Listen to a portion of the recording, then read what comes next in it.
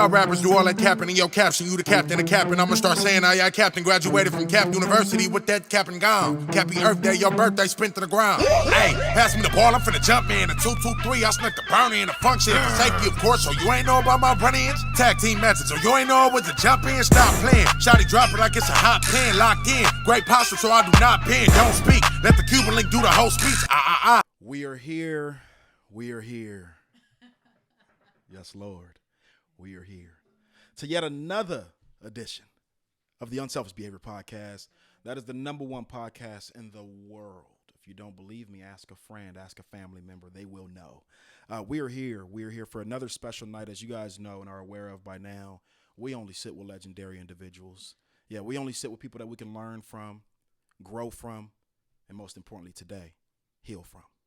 We have some very special stories that'll be told today. We have a beautiful queen in the building. That's right. Y'all hear them drums? Yeah, I mean, we got a queen in the building. Y'all got to understand what's going on. We have, just a cosmetic, powerhouse, graceful, beautiful, eloquent, elegant queen in the building today. This queen is known for many things, and we're going to start off with how I met her. You know, I met her on that stage. Yeah. Sparking flames, spoken word artist. Yeah, writer, not just a writer, an author. Let's be clear about what's going on today. We have an author in the building. We have a public speaker in the building. We have a creative in the building. We have a model in the building. We have an educator in the building. We have a black queen in the building. We have one of the most powerful voices of this generation in the building. The one and only, the queen goddess herself has arrived. Y'all please, man, make some noise for the one and only Laspeaksvolumes. She's in the building. Thank She's you. in the building. Man, that introduction was wild. Yeah. We're here. Thank you. Queen. It's an honor to have you. Thank you, bro. Here. And, for me, I'll start off by just saying I've known you for quite some time. Yeah. I met you in 2016. Yes. And we're going on 10 years almost. Yeah. From the moment that I met you. And you have been consistent across the board. Mm-hmm. You've never changed. You've always been the same. And I mean that in the best of ways. Thank you you. have been a force. You have been a presence. Thank you. See, one of your beautiful gifts is having the ability to inspire and lead without speaking. And when you speak, it sounds like a dragon is speaking, especially on that stage. Jesus Christ. So I just want to thank you for your grace. Thank you for your consistency. Thank you for your love. And thank you for your friendship and sisterhood Absolutely. that you've provided to me along my journey. Absolutely. So before we get into any discussion topics, I always like to allow the guest to be able to have a platform to be able to tell the people out there that don't know who you are and what you do. Take this moment right now to tell the people who you are, what you do, and what you stand for. Okay. Well, what's up, y'all? My name is Laspeaksvolumes. Okay. I am an artist, poet, better known, and also an educator. And what I believe in is community.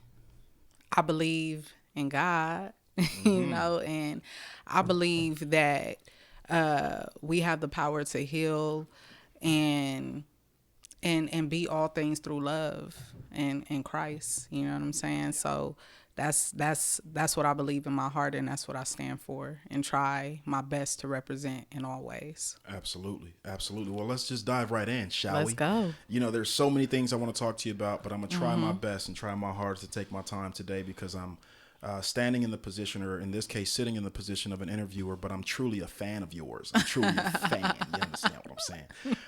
But I'll say this, the book, you started off the book by talking about your early journey, your early life journey. Yes. And one of the first stories that stood out to me was the story about your father and losing your father so young. Can you talk a little bit about what that experience was like for you, what you remember, and how it's shaped you as a woman?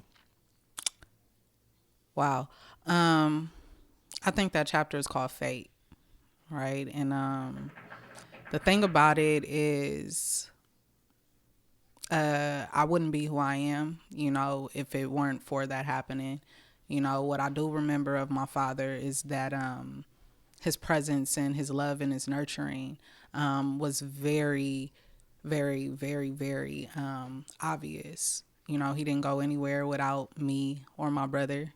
You know, we hear stories all the time. There was a point in time his car had got shot up and we was with him.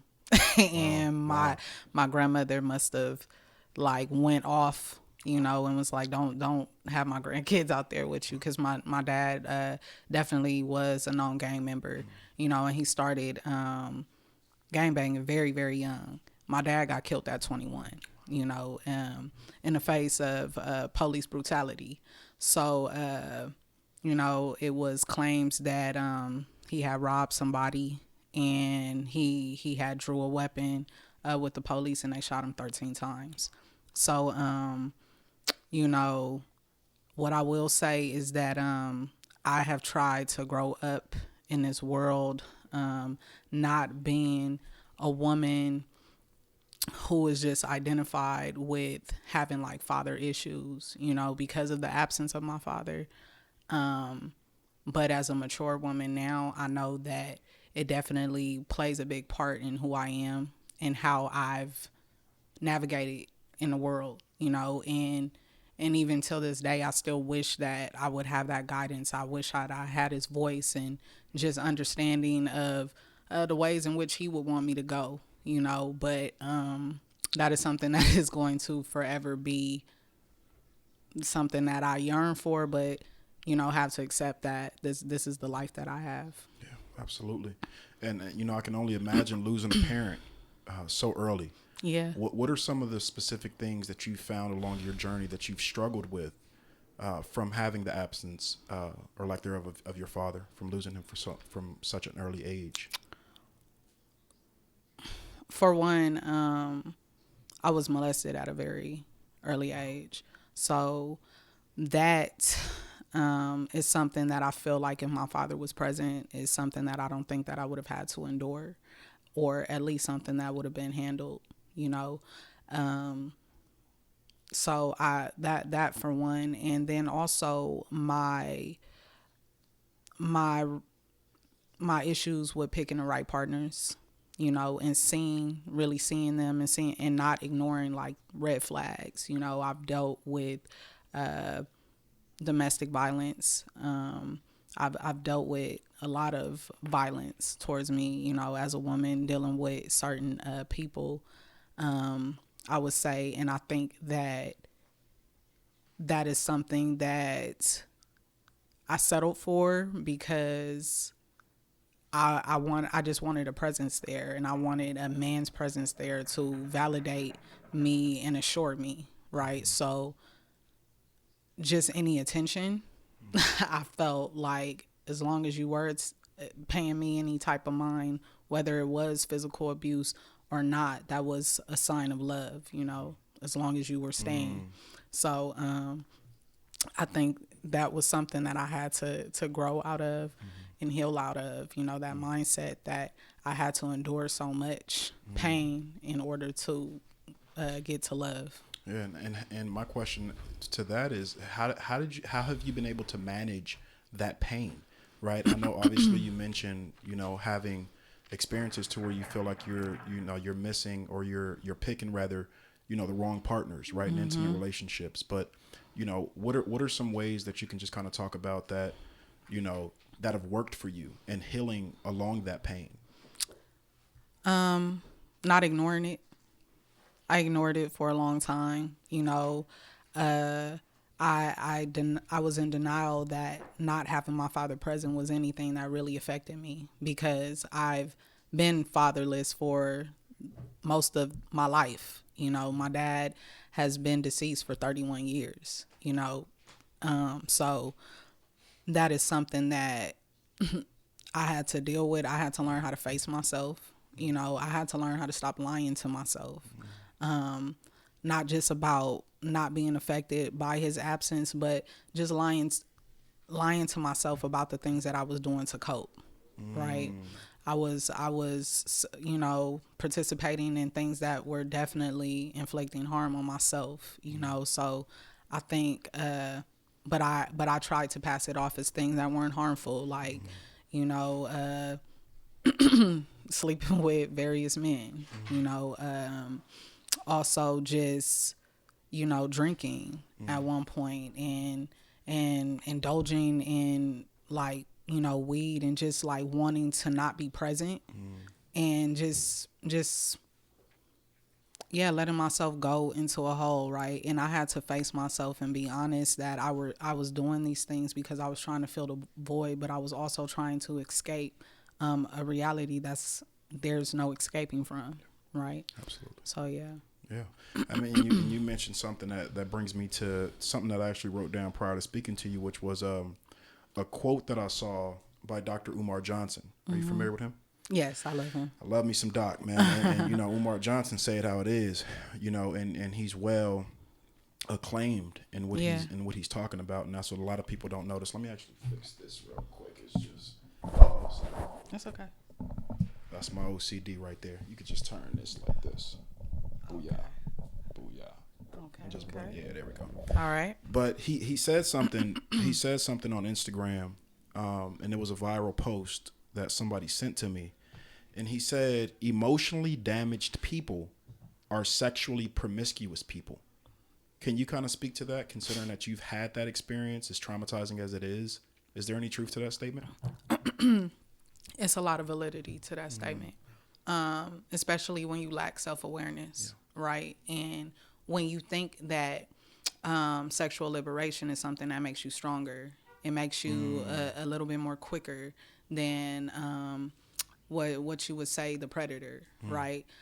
Being a young girl who was molested at 12, I lost my virginity willingly at 13, right? So I've been very sexually active for a long time.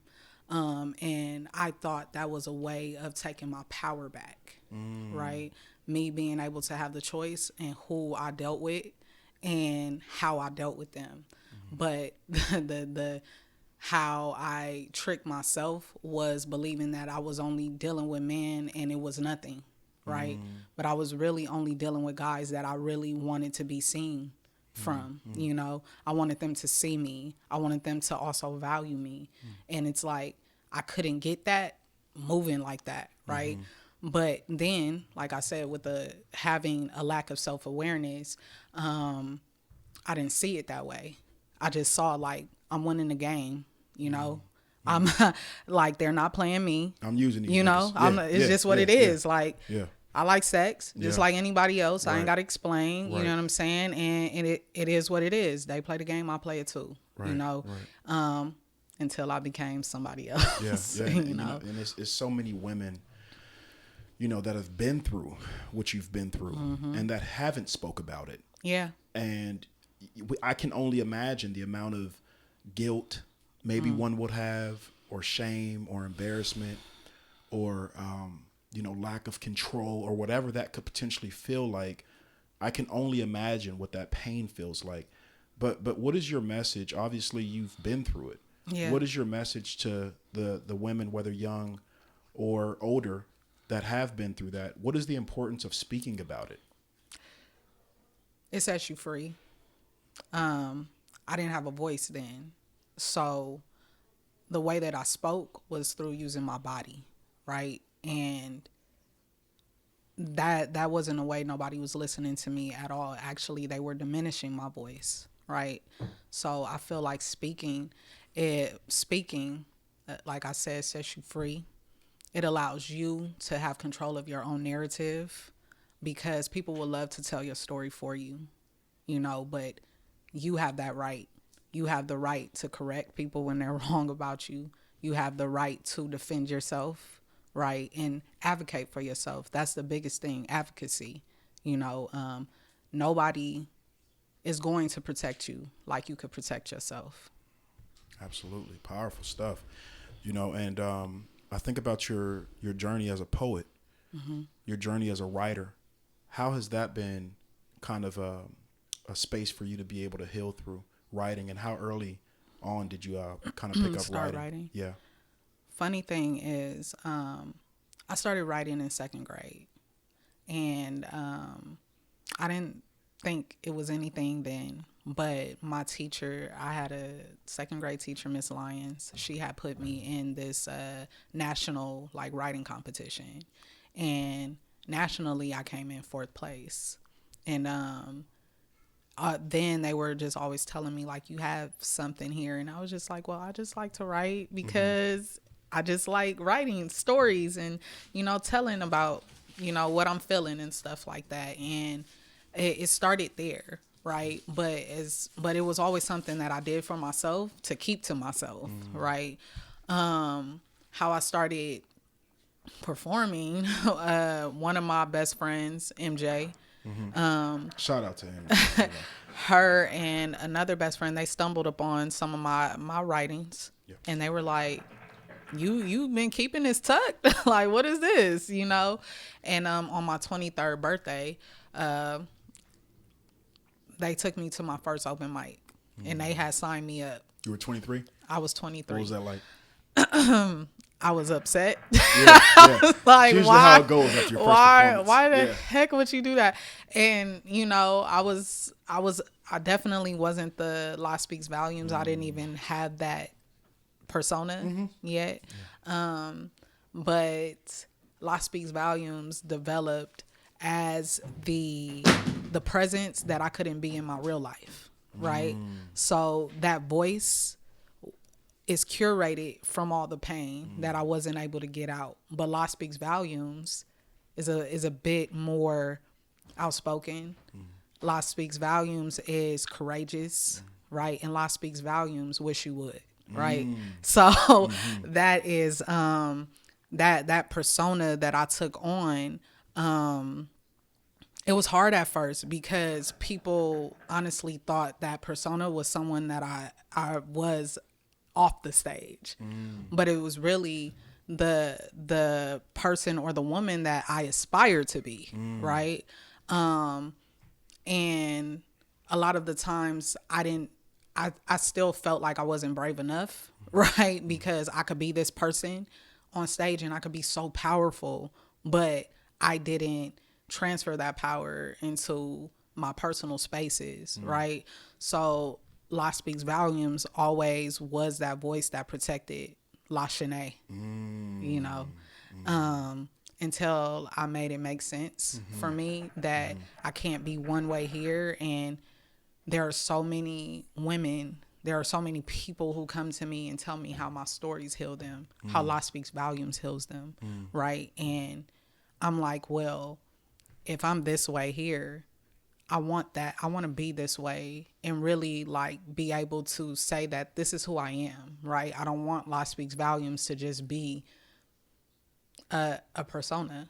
I want it to be everything that I am, even La Shanae, right? So I feel like I've stepped much more into that in these latter years than I was even when you met me. Yeah, you absolutely. know, I was still developing that confidence and things like that.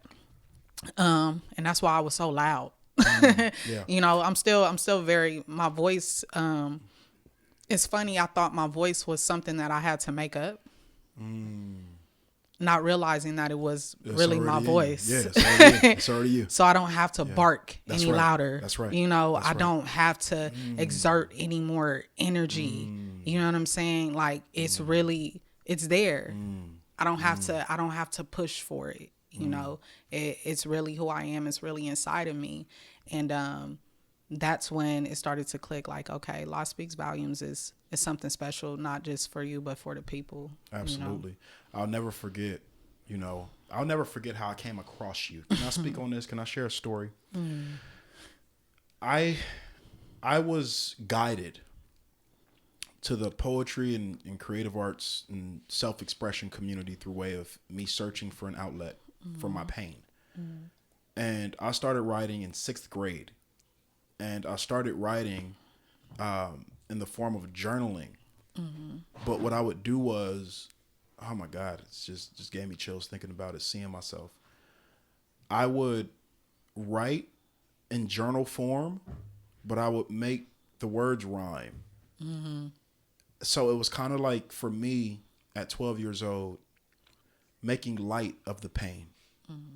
it felt good when I rhymed about it. And I learned that skill through my Uncle Dodie, who was also a very known gang member. And he would always get in, and this is my mom's little brother, her only brother. And I would always remember him getting in and out of jail, and he'd always come to the house freestyling, you know what I'm saying, just doing beats on the walls. I've never heard anybody freestyle like that in my life. I thought he was like not even fucking human. This dude was insane. Like, and he'll just go freestyling off the top of the dome, just like, and do beats with, pins and, coins and shit. But he would be rapping about his pain. And I remember seeing that, like, damn, that shit is dope. Like, how are you able to do that? I was asking, like, how do you remember that? It's like, you don't remember. You just allow your soul to speak, nephew. Yeah. You know what I mean? So I remember just feeling inspired by that. But what I do want to shift gears a little bit to discuss is the family dynamic. You spoke about it a lot in your book. And I got to shout this book out because it's important. It's very important. Even though this came out years ago. This, if you want to know La's testimony, her story through and through, unapologetically, not only what she went through, but how she conquered it, how she thrived through it. Read this book. And I'm not sure if you're still selling the books. Are you still selling the books, or was it a limited edition? You know if it's what? Limited edition, it's I'll feel better. I'll feel better if it was limited edition because I got one. Honestly, it is. It's limited edition. It is because it should be. It's going to be republished, so it's not being sold at the moment. Because I'm going through different channels now to a different publisher. Got you. So yeah. Beautiful. Yeah. I want to talk about the family dynamic on the journey of healing, because for me, I started to realize very early on in my healing journey in 2016 that family is not always going to be on board with your decision making. I love that. Especially when you start making decisions outside of family customs, outside of family beliefs, outside of family norms. How has that journey kind of been for you in regards to healing through way of hearing feedback, maybe perhaps negative or confrontational from your family? What's that been like for you? Very lonely. Yeah. Okay. Very, very lonely. And it got to a point of just having to accept that's where it is. Everybody can't go with you in your healing journey, and it's not for everybody too. And it's not for you to judge, that some people just aren't ready. Right. And I had to wise up and understand that my healing is for me. I don't have the right to drag anybody else along. Right. Everybody has their time. Right. And also everybody's perspective is different. We sitting in the same room, but we see different. We're seeing what we're seeing in different ways. You know what I mean? And internalizing that different. So some people don't even see what you feel might be wrong. Right. And that's a hard battle when it's like you trying to explain, like you don't see where we're messing up here. Yeah. Right. You don't see why this needs to be undone. Right. You don't see why we need to like really come together and figure out like how to take better steps, forward. Yeah. How about we stop this cycle, and some people sit comfortably in that. And sometimes it's just by way of history, right? This is our history. This is what's been happening. So how you gonna come and change it? Right. Facts. Who are you to change it? What are you doing? And what's a real thing is envy. When people speak on it. And it happens in families, right? This is in the Bible though. Like a real thing is envy. Okay, the first murder in the Bible is Cain and Abel, right? Two brothers. So there is nothing that says that family is above all, right? Yeah. So when it comes down to somebody not even understanding that you went through all that you done went through, and how the hell are you where you are right now? Even mentally. You don't have to have the material stuff. You don't have to be, on an island anywhere. That the envy comes from you figured it out. And I'm still where I was in my feelings, right? I'm still where I was when not wanting to heal, right? Not wanting to address things, right? So now that you done figured it out, who you think? Oh, you think you this because you done healed, you healing, right? And envy is a real thing, and it's caused so much friction even in my family because they are not understanding how is it that you smiling? How is it that you're able to be in a room with people who have done so much damage and not yell, not scream, or not? I'm at peace, right? And I'm really big on the fact I don't need to meet nobody where they at. Yeah. Right? Yeah. I don't even need to remind you of what you did to me because you know every time you see me. You know every time you see me that you probably wish you was where I was at. Right? You probably wish that you had the understanding to even get how is it that I know that you have done all of these things to me and I could still pray for you. I could still tell you I love you. I could still hug you, right? That causes friction, and when people are not ready, right? And when people don't have the tools or the emotional capacity or mental capacity to like even get to that point. Absolutely. Do you know that butterflies are one of the only insect species to where the mother doesn't raise the child? I did not. Think about that. When a butterfly lays eggs, you don't see butterflies raising that child. That child is raised by other caterpillars, or raised with other caterpillars, or in a lot of instances, they go on their own journey. Okay. They don't roll in packs. They don't roll in prides. It's usually alone. Yeah. And the journey of self-discovery is lonely. Absolutely. And a lot of times we ridicule each other and ourselves. We're going to talk about self-forgiveness right now because a lot of times we ridicule ourselves for not having the answers to things that we've never seen a model for. Yeah.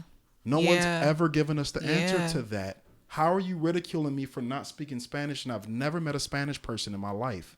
Right. I don't know this language. Ridiculous, right? Healing, growth, manifesting, forgiveness. We don't know what that is. It's a new language. In the 70s and the 60s. It's a new language. Excuse me? Because what have we been taught? Come on. We've been taught to sweep stuff under the rug. Don't talk about right? it. Yeah. And you keep your head straight. Yeah. Okay. Be strong.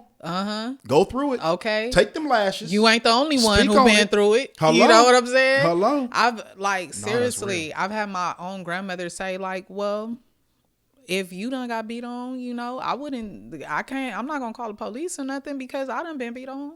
Like, you ain't no better than nobody else. Sick. Yeah. But it's an illness that has developed because this is the stuff that we're used to, right? We're used to hearing that pain is a part of love. We're used to hearing that, hey, it gets greater later, right? When it's like we can make things great right now if we address this, right? So it's like you're absolutely right. That's a new language, and when I look like a rebel, you know, I look very rebellious. And it's like, and especially when it comes to elders, right? Elders are the main ones. Absolutely. Like, hold on. The loudest voices. Voices where it's like, we didn't do that. Yeah. So you don't get to do it. Yeah. And even in that space is like, well, I love you, but baby deuces. Cause I'm going to go on my journey. I feel like there's a higher calling for this generation. We throw this word around, generational curses. We out here breaking generational curses. Are you though? Are you? Are you really doing the work? Are you really doing the work? I told you before we filmed, I said, we're going to really talk about it. Like for me, I've had the beautiful opportunity to sit back and kind of observe the landscape of discussions that are being had out here. And we're not talking about what we really need to talk about. Oh, nah. A lot of these conversations are surface level and watered down that we tend to have. And it's the same recycled conversations. Like, what are we talking about here, guys?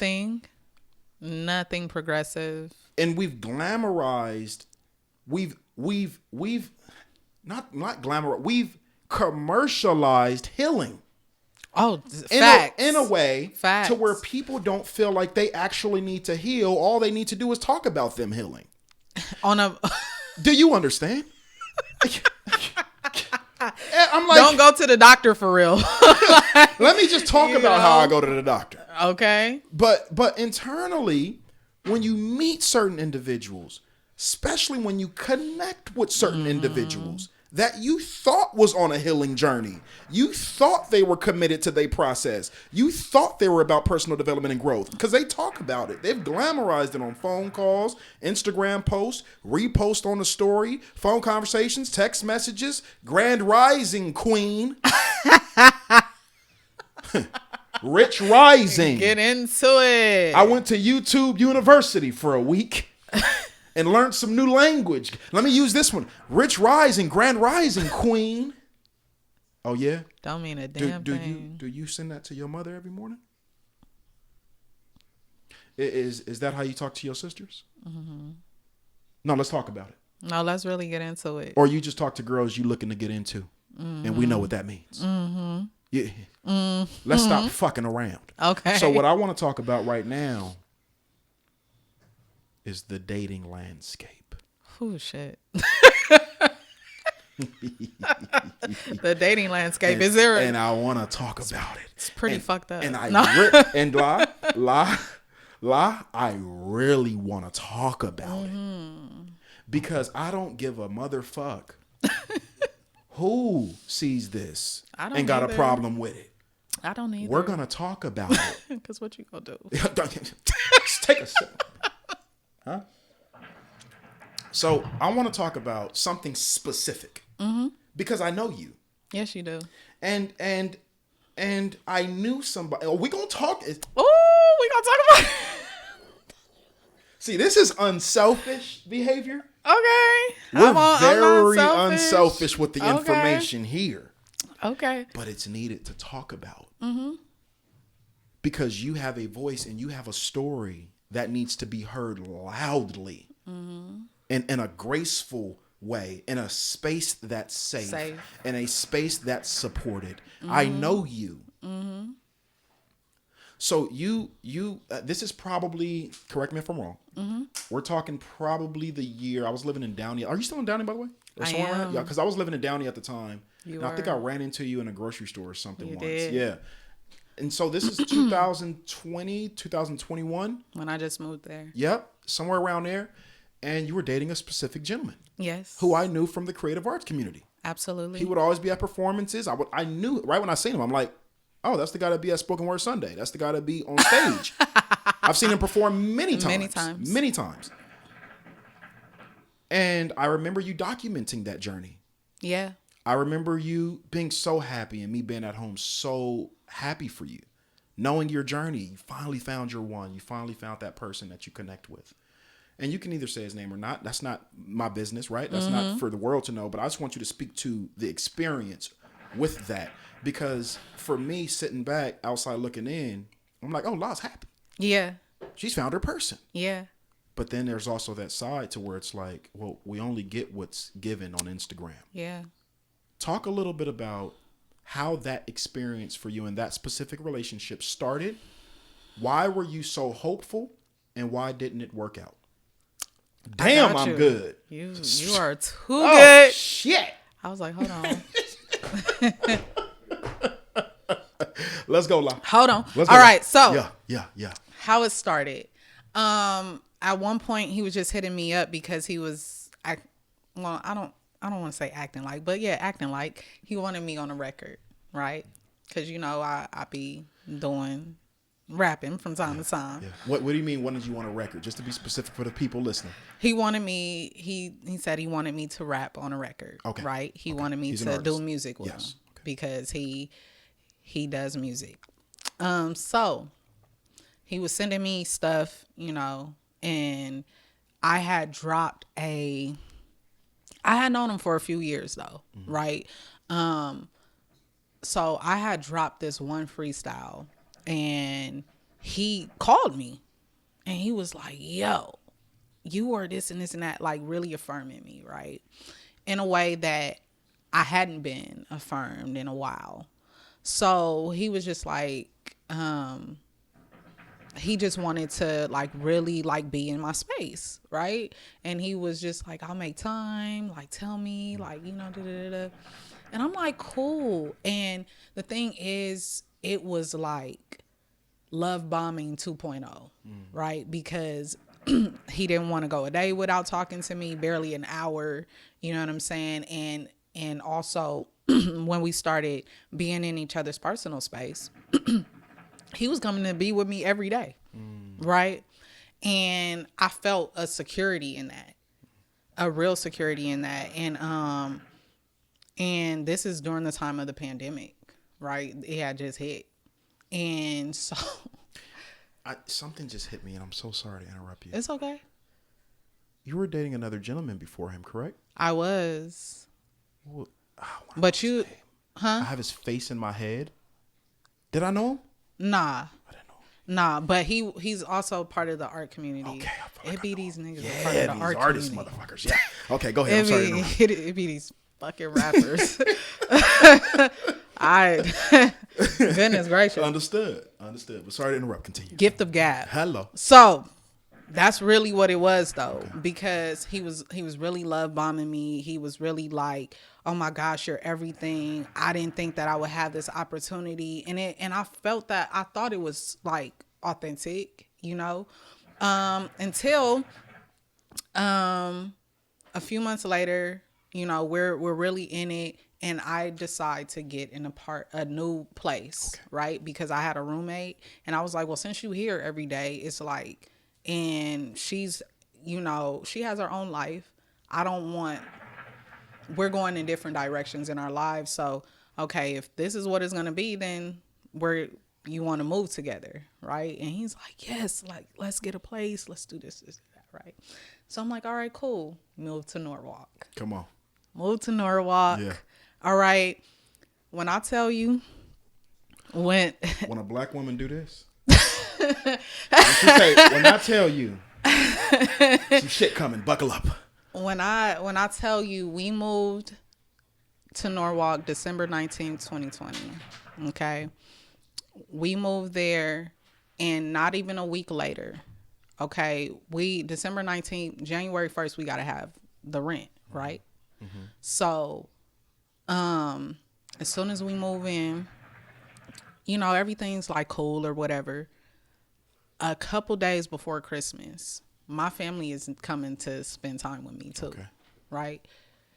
This dude pulls a stunt to where, for one, he comes home and he's like, all of a sudden he lost his card. Like, he lost his car. His card. Oh, his card. His card, to where it's like, oh, I won't have the rent money in time. Oh, he lost his card. Pull one of those. Pull one of them, right? He lost his card. So it's I'm usually like, when a nigga been eating good at the table, ordering shrimp and lobster and all type of shit. Bill come, you know what, babe? I actually don't even have it, right? So he's like, I lost my card. It's not gonna be back in time for rent, right? And so I'm like, okay, so where you think I'm supposed to get it? Right? You got a fairly godmother for me, nigga? Something. I don't know. He got enraged. Like, he was really enraged. And I was just laying in bed, and I'm like, look, like, you sprung this on me. It's a few days before Christmas. Like, I don't know what I'm supposed to do. Right. So he was like, like I said, he became enraged. He called his homie and was like, this bitch tripping.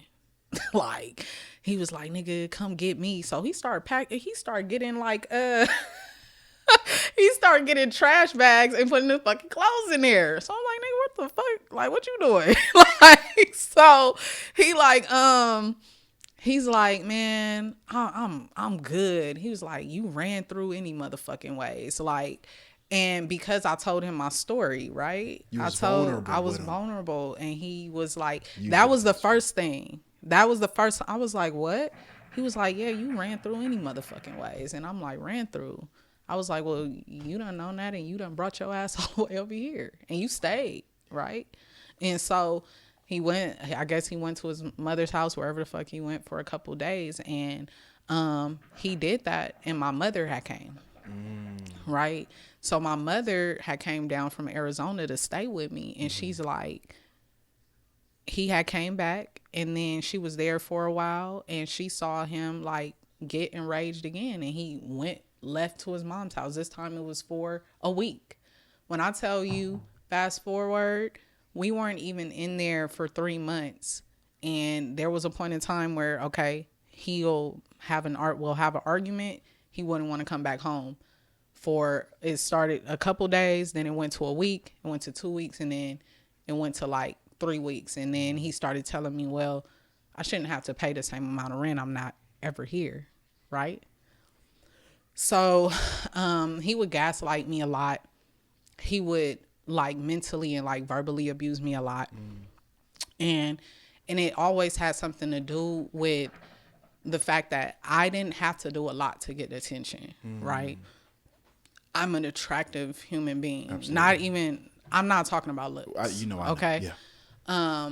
So being that I attract people, and attract this type of attention, it started to become, there was a competitive spirit in my home, and it was and the love was no longer there for real.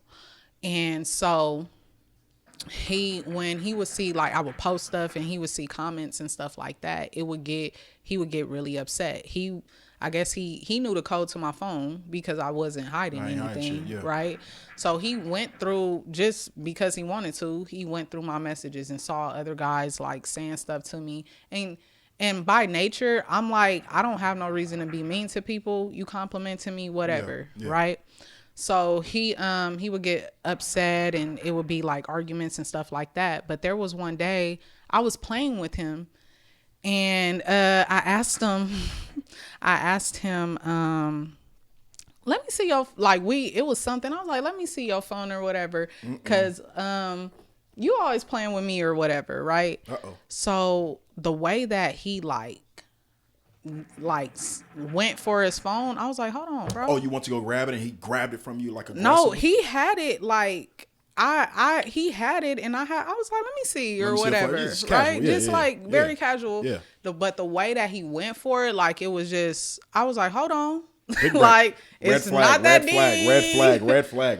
So then I'm like, fuck that. Like, I really want to see that. Now I really want, because I'm not even that type of person, right? Yeah. So now I'm looking in his messages. First of all, he deletes all his messages. Wow. I'm like, so nobody ever fucking texts you? Like, why ain't you got no text messages, bro? Like, what's going on? This is crazy. Yeah. So I go to Instagram, and I see, like, he hitting up females or whatever, complimenting them in ways that he stopped complimenting me. Okay. Right. And then there was this one chick, he was just like, I want to take you out to lunch. At the time, it's like, you not even paying rent, nigga. Where you getting lunch money from, bro? Who the fuck? Hey, you asking to take out to lunch? What's going on? This nigga told me it was his tax lady. And he just wanted to sit down with her and do paperwork. So. Hold on, let's digest. I said. The nigga said, babe, I got a perfect explanation for what's going on right now. This is what came up in his mind. Babe, I got a perfect explanation for what's going on. I was hungry. That's one. So I wanted some lunch. And the person that came to my mind to have lunch with was my tax lady. And are y'all doing taxes during lunch? Yeah. He said they doing taxes during lunch. That's what he said. Oh, he's good. But is he though?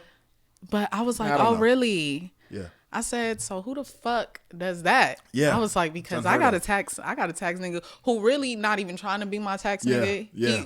He trying to give me his tax money. Hello. Right? Hello. Okay. But I'm not gonna do that to you. You know what I'm saying? Yeah. All right, cool. Yeah. But I said, speak on bro, when I tell you, like, because of the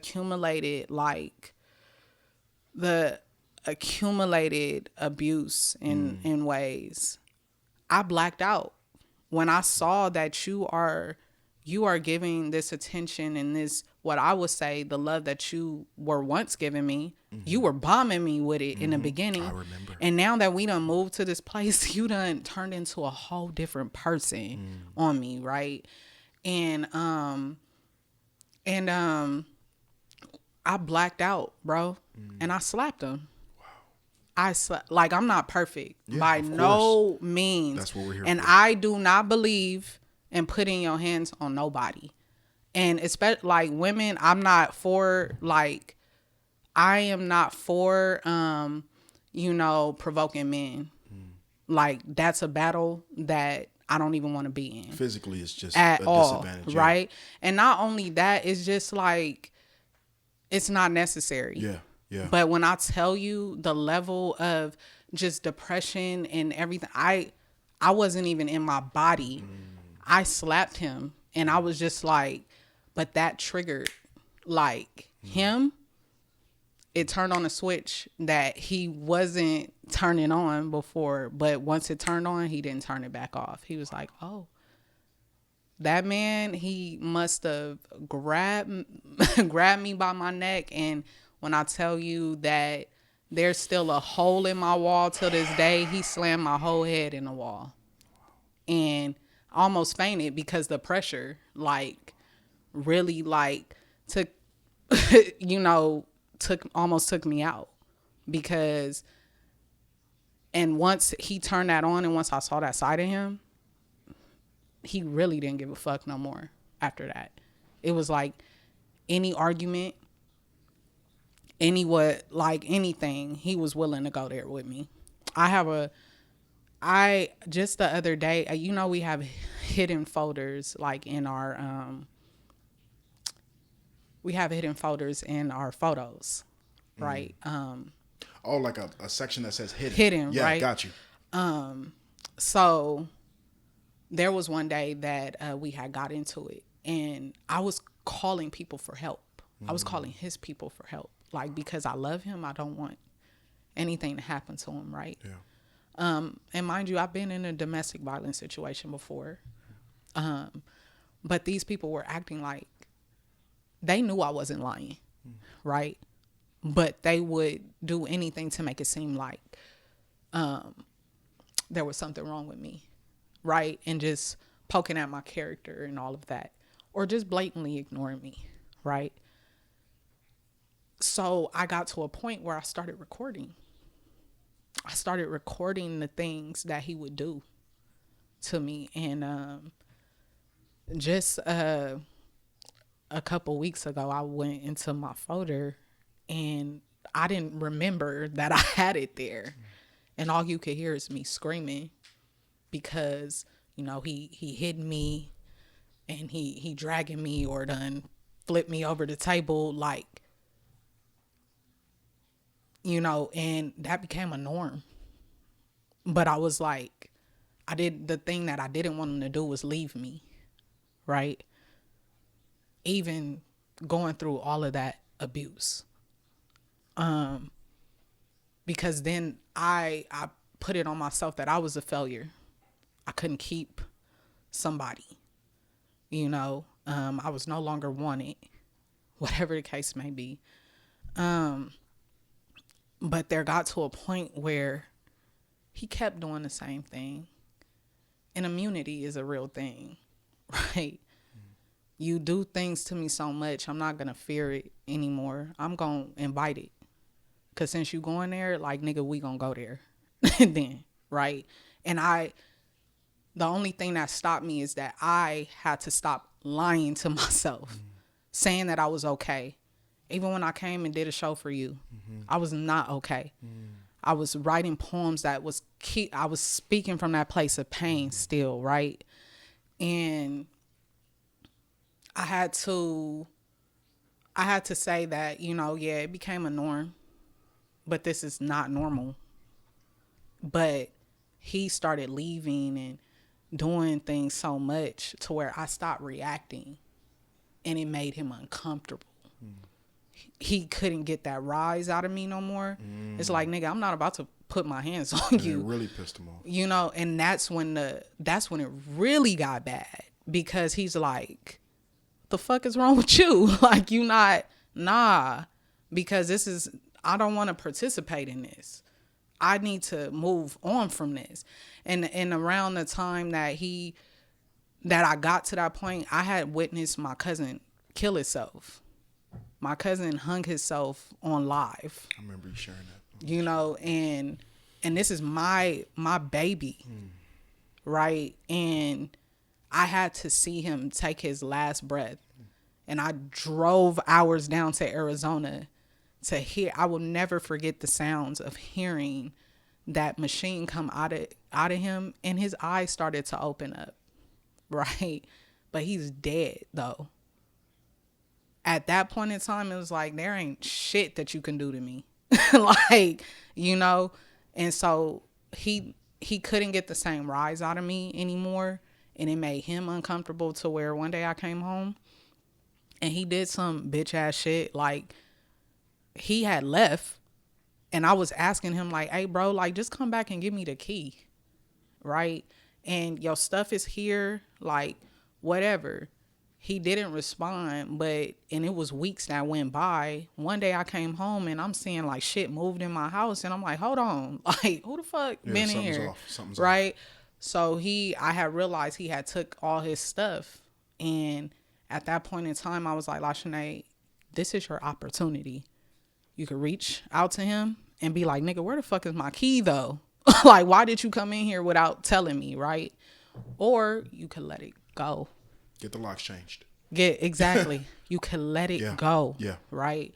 And so that's exactly what I did. Mm-hmm. And from that day, I have not talked to him since. But because of the divine human being that I am. Can we speak on that? Because of the great woman that I have always been, and not to toot my own horn or anything, I pride myself on treating people how I want to be treated. I pride myself on loving people through and through, okay?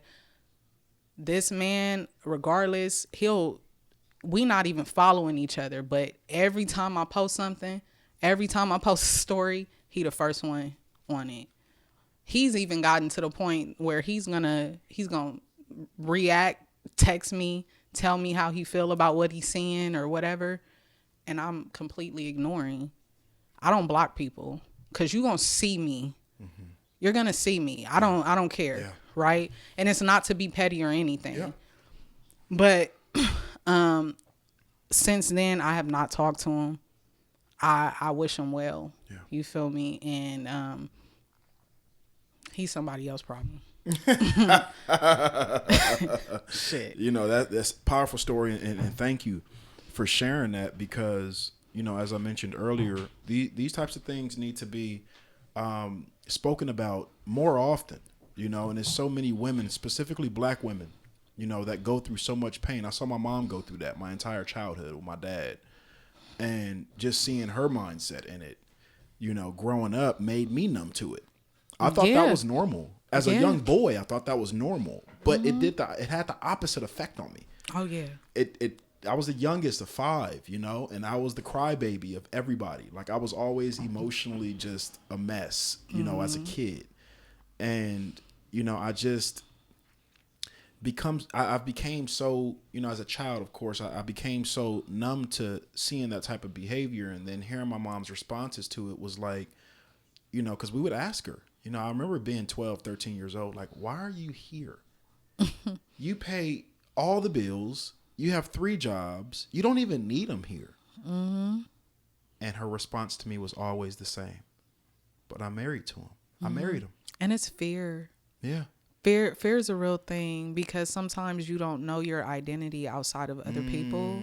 Speak on that. You know, and when you become engulfed in others, because it's easy to be engulfed in others when you don't like yourself either, right? Exactly. And so that fear of like losing that person is like, you don't know who you are after that. You don't know like what that brings on, you know, and that's a different mental battle that I've faced numerous times that I wasn't aware that I was doing, but it was a fear of not knowing who I was and even starting over, because who the fuck wants to do that? You invested so much time and who energy. wants to do that? And yeah. it's like, and then you hold on to the hope, right, that you had it good at one point. Yeah. And there's something in there, like, you could go back to that, right? Yeah. You can go back. So you're trying to even remind them of the good. See, we were in love at this point, and I used to do this, and and you try to do those subtle things to remind them, like, you got love for me, right? Yeah. To keep having that hope that it will go back to what it once was. But the truth about it is that what you thought it once was, it really wasn't that. You know, that's why intention is very important, right? That is why ulterior motive, like, you never know. You think you know people, right? Yeah. But you could go years knowing somebody by name, right? You can go years knowing somebody through experiences. People internally, like, you don't know how these people change on a day-to-day though. Right? Yeah. And then too, also how much this person may be holding from you. I heard something in 2018 from the great Michael Todd. And he says that there's a big difference between honesty and transparency. I share this often. He said this in a sermon. I was watching it on TV, of course. And he said there's a big difference between honesty and transparency. The difference is honesty is truth with a question presented. Transparency is truth with no question presented. Which means on the dating scene, for example, since we're on the topic, when you're getting to know somebody, when you're talking to somebody, let's cut to the chase. I don't really give a fuck about what your favorite color is. Facts. I don't really give a fuck about what your favorite food is. Facts. I don't give a fuck about where you like to travel to. I don't care too much. I want to know because I'm aware that we're all fucked up. Because we all got a past. We all had a childhood. And if you're meeting somebody most likely in the city, you understand. Exactly. You wasn't raised around chickens, goats, and ducks, nigga. You got some trauma. Yeah. And that's the dating pool, especially in LA. Absolutely. It's so many people, and now we've celebrated people. This is what really hurts me but concerns me at the same time. We have now grown into the civilization to where we monitor every piece of people's relationships, stories. Their data. We have an app for everything. Yeah. If you want to see people's highlights, Instagram. If you want to hear how people really feel, Twitter or X now that they call it. If you want to see what people doing every day, all day, we got Snapchat for that. Right. If you want to see how people are when they're self-expressive and creative, we got TikTok for that. So you get to see what we are glamorizing. What are we paying attention to?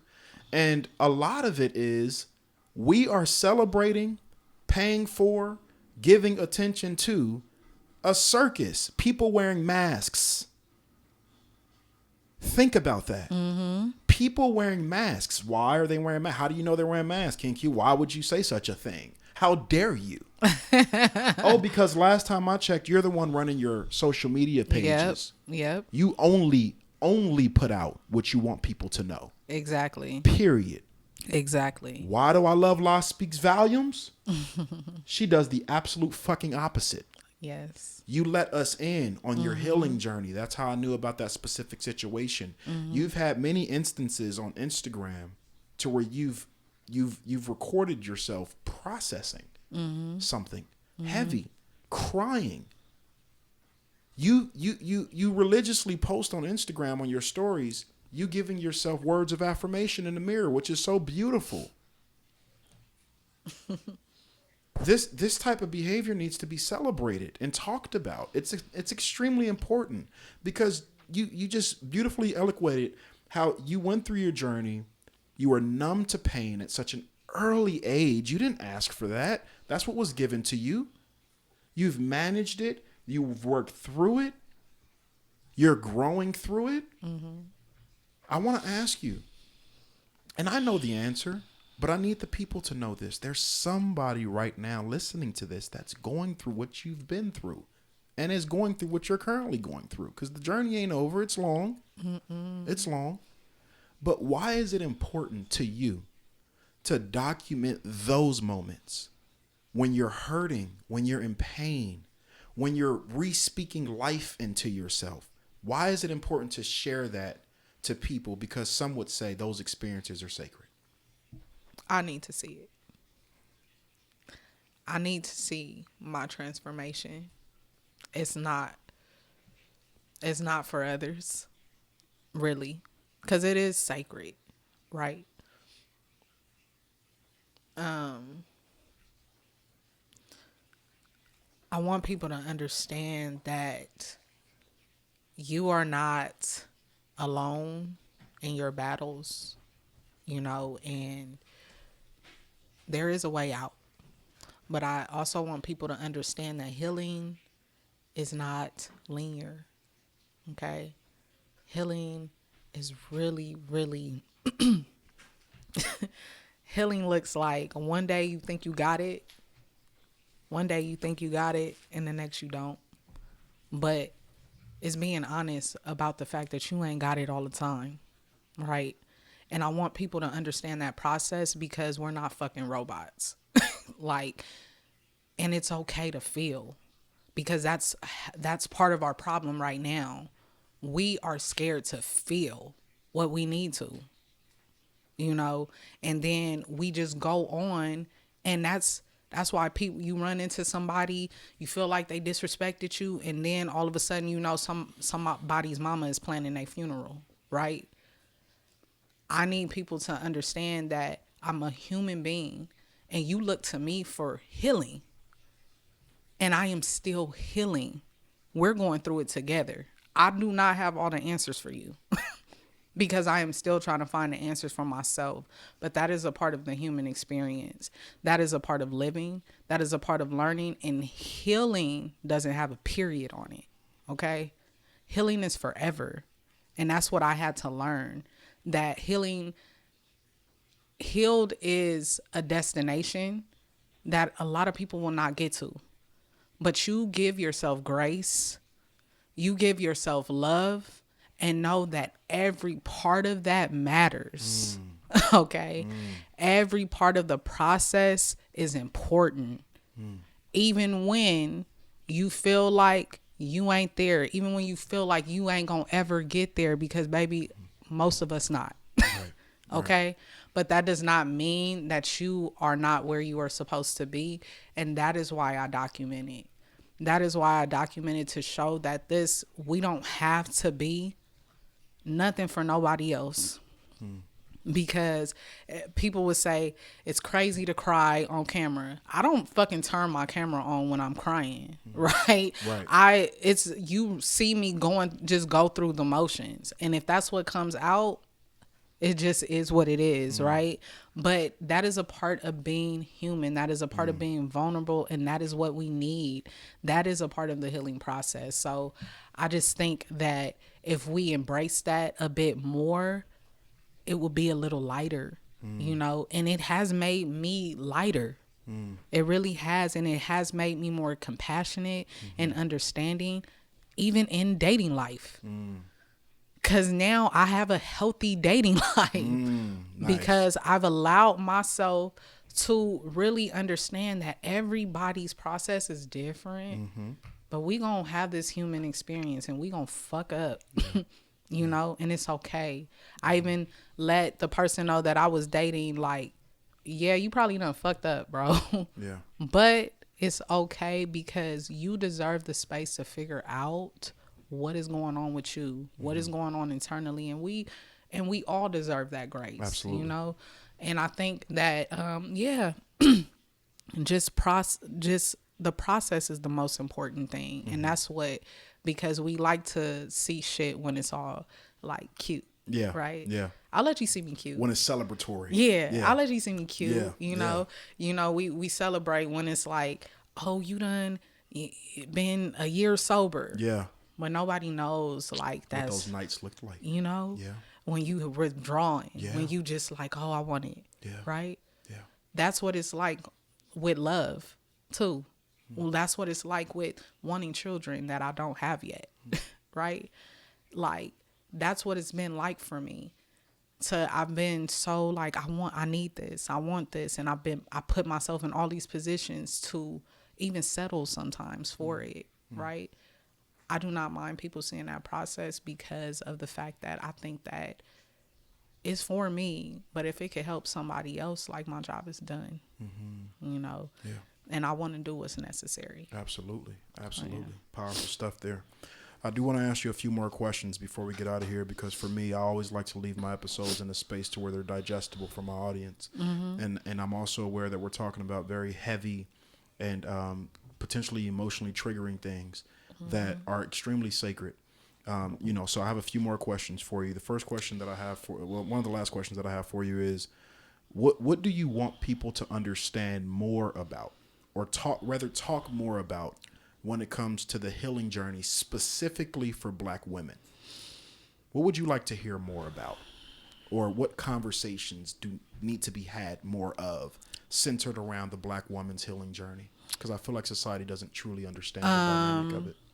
That there are a lot of broken Black women, right, who put on a facade and they put on a show for everybody, right? And I think what's not talked about enough is that there isn't enough camaraderie between Black women, right? And like, we're not talking about the fact that because there's a broken Black woman who doesn't have the man that she wants, doesn't have the life that she wants, and she's willing to trample on the heart of another Black woman to say that, like, we have this culture now, like, I'll get your nigga, you know, right? It's I'll take your glamorized, nigga, yeah. You know what I'm saying? And vice versa too. And vice versa, Yeah, though, for yeah, sure. yeah.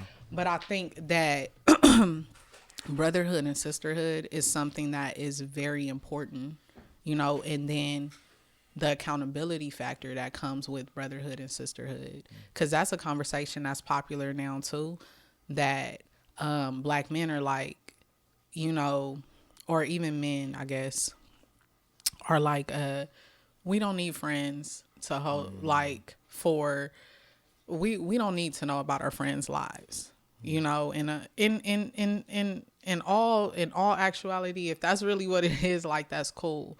But it's like, I don't feel secure knowing that your homies would watch you, like, self-destruct and not say anything. You know what I'm saying? Until it gets too late, until you done gone too far. You know what I'm saying? And I think that that's not what's talked about enough, is that accountability should be obvious in all of your relationships. It should be a priority in all of your relationships. And brother and sisterhood, that is where, to me, it matters a lot. And we don't make people accountable, right?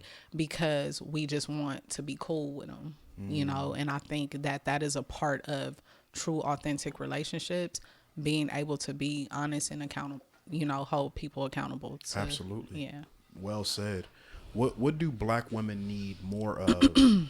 And see, I'm big on making sure that, you know, I represent all people. I'm a human being.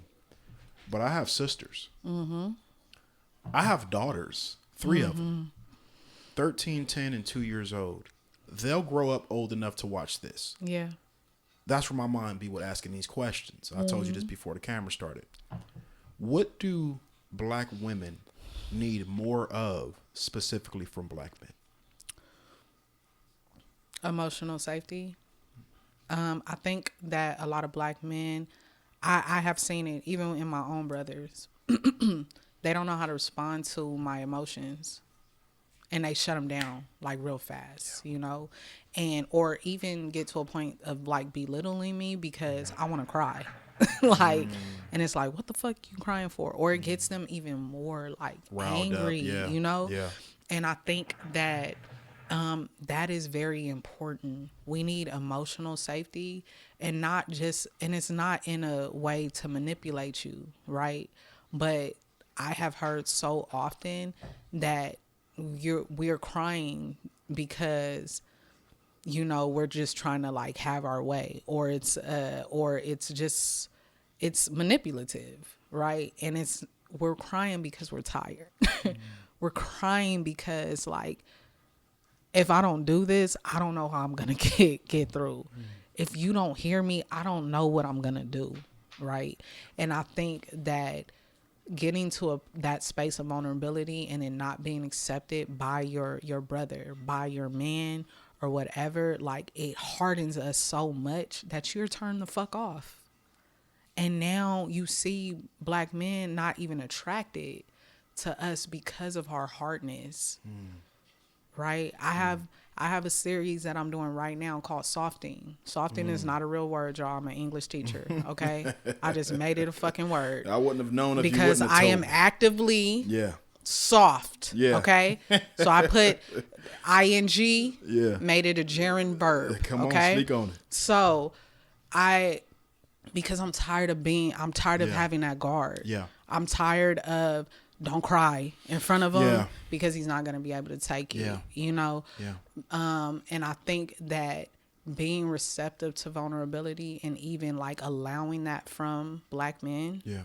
like it will create such a healthier space between us. Yeah. So when you ask me, yes, what do black women need from black men? It is emotional safety. Yeah. And we are ready. We are ready for the black men Yeah. who are emotionally intelligent. Yeah. Okay, I'm ready to meet you there. Yeah. Right? Yeah. So, because that's also a conversation that I think is No, stupid absolutely. as fuck. And I hold space for that because obviously I'm a black man. And if you would have asked me the same question, matter of fact, ask me the same question, Laspeaksvolumes. What do black men need from black women? What do black men need from black women? Emotional safety. That part. You see how that works? Yeah. Because you need a place, a soft landing. Absolutely. Okay. No question about it. You need a soft landing. You don't need to be on guard all the time. All the things that you face out there, right? Yeah. You need a quiet space. You need a soft chest to lay on, right? And somebody to tell you that it's gonna be okay. For sure. We need that reciprocity and emotional safety needs to be had. Absolutely. We both need the same things. Absolutely. And, a lot of times you'll ask, brothers that question and they'll say, I need peace. I need peace. I just need a woman to provide me peace. You need emotional safety, my brother. You need an emotional safety, Yeah. and you also need to know how to be that. You need because to you're surrender not to you're that. not You're going to fighting get it. Yeah. You're not going to get Yeah. it if you're not that place of peace. Facts. You feel me? Facts. So And a lot of times people, no, not people, we talking about it, black men specifically, I hear it a lot within my circle, a lot within my family. I've said it a lot in my past. It's this blockage that we've created between our black women because there's so much, there's so much trauma centered around black women just as much as there is trauma centered around black men from our childhoods, right? Whether it was our uncles. and guess where that it was our trauma friends. comes from? Come on, speak It on comes from other black men. Yeah. So it's hard to That nobody work through stood that. up to. That people we sitting at the table with these black men. Yeah. And who are not being held accountable because they don't have sisterhood, they don't have brotherhood, Yeah. right? That are holding them accountable, right? And these things have been made okay. So it's like now as black men, that block is there because you've seen a history of niggas being able to get away with it. Yeah. 100%. And now it's like, again, when we talk about healing, who the fuck are you to change it? Wow. Right? Yeah. So we gonna get it. We gonna talk about it. Yeah. Because that's what's required in my space. We gonna talk about how do we change this, because this is not, because we're used to it. That don't mean it's right. Yeah. You know what I'm saying? It's not working. So it's like I get it. Yeah. I get it. That guard is there. And it does get to a point where you have to realize you are creating the reality that you're in. Come on. Okay? Come on. Black women do not want to be mean. They do not want to have these stale ass bitch faces. We do not want to do that. I'm like, it is so much easier to love you. It is so much easier to work with you, even when, because it's hard enough out here, right? I'm not going to talk about the system and all of that shit because we know that. But it's like, I don't want to be against you. Yeah. But the world pins us against each other. Yeah. These stupid ass conversations that get recycled pins us against each other. Yeah. And it's like, let's be for real. We have to address this as a union. Yeah. Because if we go outside looking for that shit, yeah. it's going to just keep on adding to our trauma. 100%. Right? And it's going to keep giving us excuses to make. We are the only ones who could fix what is going on with us, right? And that's why I put it on us, right? That's why I put it on me. Yeah. If I want to change, I'm going to be that. Right. Right. So no question about hell it. yeah. And I'm ready to give a black man a safe space. Okay. Hi, brother. How you doing? He out there, sis. I Okay. promise you he's out there. And I'll say this on behalf of the brothers, man. I really encourage you brothers to really, start to explore new ways of healing. Start to explore new ways. And I know firsthand how beyond words difficult it is to open up emotionally. All we've ever known was to be strong, just like the black woman. All we've ever known was to hold it in, just like the black woman. All we've ever known was not to talk about it, just like the black woman. All we've ever known was to get up, wipe your knee off when you scrape it, and keep playing, just like the black woman. They have the same story as us. They need us just as much as we need them. And it's time now. Yeah. It's time now. It's no better time. It's time now to step up and to start to explore new ways of opening your heart and creating the space that you're desiring, that you're looking for. So with that being said, La, it has been an absolute pleasure of mine to really sit with my sister. Man, bro, Thank you so much for the stories. Thank you for the vulnerability. Thank you for the healing. Thank you for the messages. Thank you so much, my dear sister. Absolutely. So with that being said, I always like to allow my guests to have the last say in the interview. If you can just look in that camera and leave people with what we like to call here your unselfish message. What is your final message to the people on your way out of here? People, community, know that you are worthy, okay?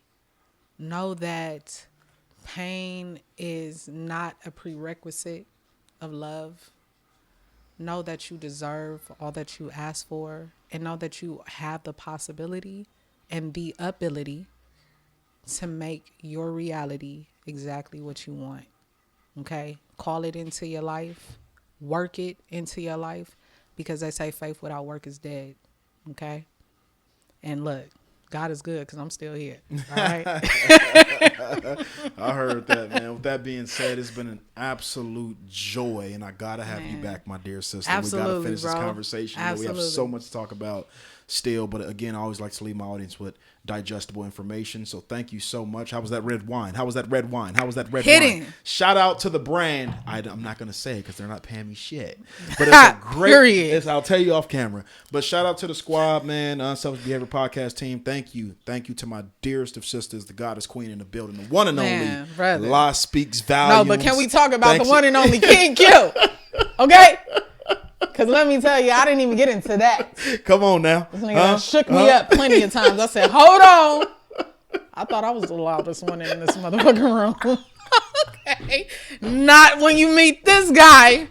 King Q get on that stage. He get on Okay. that stage. He get on that stage Yeah, and he moves the people. Wow. He's for the people. Thank you. He loves the people. Wow. And that's why I'm here. Because I'm not going to be with nobody who ain't for the people. That's right. Period. That's right. With that being said, man, Unselfish Behavior Podcast, King Q, Laspeaksvolumes. I appreciate you, my dear sister. I appreciate you, bro. We out. Sauce me up, whoa, sauce me up, sauce me up, bitch, sauce me up, goddamn, sauce me up, it's drip, whoa.